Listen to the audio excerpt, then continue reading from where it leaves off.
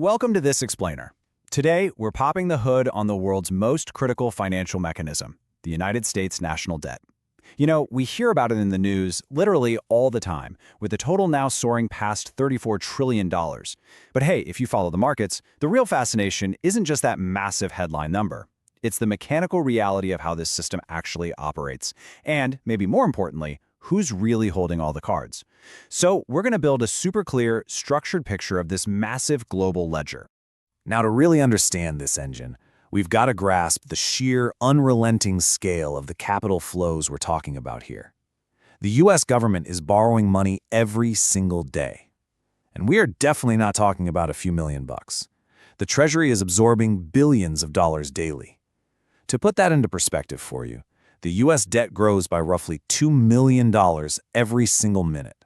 That means the daily borrowing required just to sustain this system often exceeds the entire annual economic output of some small nations. It literally takes an unfathomable amount of capital flowing in without pause just to keep the lights on. Okay, let's jump right into Section 1, defining the national debt. We all know what a budget deficit is, right? But what's absolutely staggering here is the structural consistency of this shortfall. The national debt is essentially the cumulative result of modern governance operating at a massive, perpetual deficit. Year after year, government spending vastly outpaces revenue from taxes. And because the machinery of government can't just stop, it absolutely must borrow the difference to cover its obligations. So what we're looking at is a permanent, structural gap that demands a constant influx of borrowed cash. So how does a government practically capture billions of dollars from the global market every day? Well, it feeds the global appetite for yield through a highly structured pipeline. Step 1, the Treasury issues debt securities, bills, notes, and bonds. Step 2, investors all across the globe purchase these instruments, which effectively injects their cash directly into the U.S. government. And finally, in return, the government issues an ironclad promise to repay that principal plus interest over time. It's basically a massive-scale, relentlessly churning loan agreement that literally underpins global finance. Moving on to Section 2, who owns America's debt? You might be wondering who exactly is lending all this money.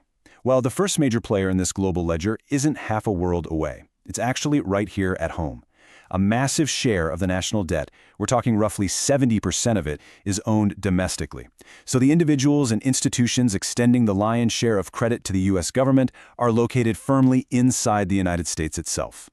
And we aren't just talking about opaque, faceless financial conglomerates either. We're talking about everyday American institutions, individual investors, pension funds managing retirement money, mutual funds, insurance companies, banks, and of course, the Federal Reserve. This actually reveals an incredibly insightful reality. Think about it. When Americans pay taxes to service the national debt, a massive portion of that interest is actually being paid right back into the retirement accounts and mutual funds of American citizens. However, the domestic market is only part of the story. The U.S. relies heavily on foreign capital to keep the engine running smoothly. Foreign governments, central banks, and overseas investors own a highly significant portion of U.S. Treasury securities. And here's a pretty surprising fact for you. The single largest foreign holder of U.S. debt isn't who most people assume it is. Actually, it's Japan. Japanese institutions and the government invest heavily in U.S. treasuries to manage their own currency and find yield. Which naturally brings us to the elephant in the room. It is easily the single most pervasive assumption people make when discussing this topic. Does China own all of America's debt? You hear it repeated constantly in financial news and political commentary, right? But as focused learners, we want the hard data, not the rumors. While it's a very common talking point, the reality is that China holds a surprisingly small percentage of the total U.S. debt. As we've seen, the vast majority belongs to the domestic American investors we just talked about. And even out of the portion held by foreign investors, yes, China is a major player, but their total holdings usually hover in the low single digits of the overall national debt. So no, they don't own the most, and they certainly do not own anywhere near the majority. Let's dive into Section 3, why investors keep buying. So why do investors continue to pour capital into these assets? Well, U.S. Treasury securities offer a unique combination of unparalleled safety and utility. Because they're backed by the full faith and credit of the U.S. government, they're considered the ultimate low-risk investment. But the real power is their highly liquid utility. You can think of U.S. Treasuries as sort of the world's financial mattress. It's a place where global institutions can safely park trillions of dollars in cash, knowing for sure they can instantly pull it out tomorrow if they need to preserve capital and diversify their risk. And that brings us to Section 4, what if buyers vanish? This well-oiled machine works seamlessly right now.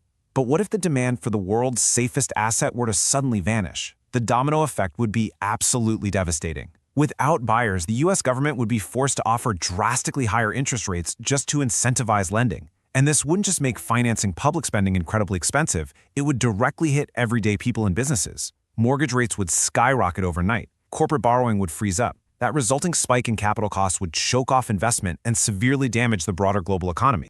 Ultimately, the U.S. national debt is not some financial weapon wielded by a single foreign power.